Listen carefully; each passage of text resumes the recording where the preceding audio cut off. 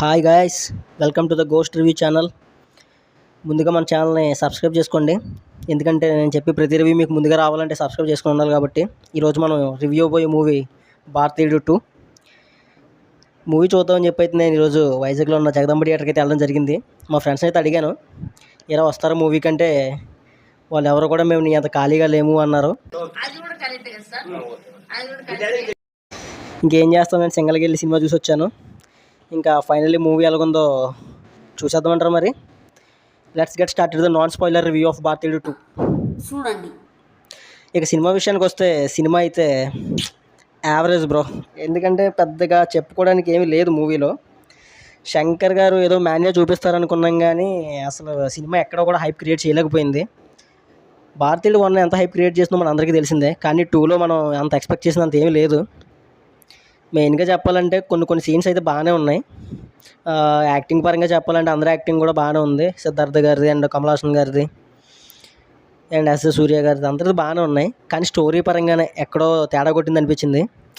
Sentimental scenes చాలా ఉన్నాయి, కాకపోతే ఒకటి కూడా వర్కౌట్ అవ్వలేదు మూవీకి. అవి వర్కౌట్ అయ్యి ఉంటే సినిమా వేరే రేంజ్లో ఉన్నాను. కానీ సినిమా తీసి పారేయడానికి అయితే లేదు. కొన్ని విజువల్ ఎఫెక్ట్స్, కొన్ని సీన్స్ అయితే బాగానే ఉన్నాయి. స్టోరీని కూడా శంకర్ గారు బాగానే తీసుకెళ్లారు. ప్రొడక్షన్ వాల్యూస్ కూడా అన్నీ బాగానే ఉన్నాయి. ఇంకా అనిరుద్ధ్ గారి మ్యూజిక్, బ్యాక్గ్రౌండ్ మ్యూజిక్ అయితే కొంచెం బాగానే ఉంది, కానీ సాంగ్స్ అయితేనే కొంచెం ఏదో తేడా కొట్టి అనిపించింది. ఎలా అయితే అవునాయండి, సినిమా అయితే యావరేజ్ అనిపించింది నాకైతే. కానీ సినిమాకి పార్ట్ 3 అయితే ఉంది. సో పార్ట్ 3లోనే మరి సినిమా ఎక్కువ హైప్ ఉంటుంది, ఇంకా గూస్ బంప్స్ తెప్పించే సీన్స్ అవి ఉంటాయి అని అంటున్నారు. మరి పార్ట్ 3 ఎలాగుంటుందో తెలీదు. నాకు తెలిసినంత వరకు అయితే పార్ట్ 3లోనే స్టోరీ అంతా ఉంది. పార్ట్ 2 జస్ట్ ఒక ట్రైలర్ లాంటిది మాత్రమే.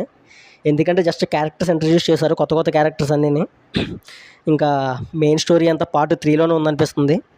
సో మళ్ళీ పార్ట్ 3 కోసం వెయిట్ చేయడం తప్ప మనం చేసేది ఏమీ లేదు. సో ఫైనల్లీ నేను ఈ మూవీకి ఇచ్చే రివ్యూ అయితే 2.5 బ్రోస్.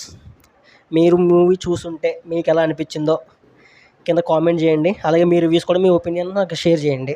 ఇంకా మన ఛానల్ ఎవరైనా సబ్స్క్రైబ్ చేసుకోండి. ఇంకా మీ ఫ్రెండ్స్కి ఎవరికైనా షేర్ చేయండి. మన వీడియోని లైక్ చేసేయండి అర్జెంట్గా. ఎందుకంటే మళ్ళీ నెక్స్ట్ ఇవ్వబోయే రివ్యూలు మీకు కావాలి కదా. సో అందుకనే మన ఛానల్ వెంటనే సబ్స్క్రైబ్ చేసేసుకోండి. ఉంటాం మరి అయితే, బాయ్.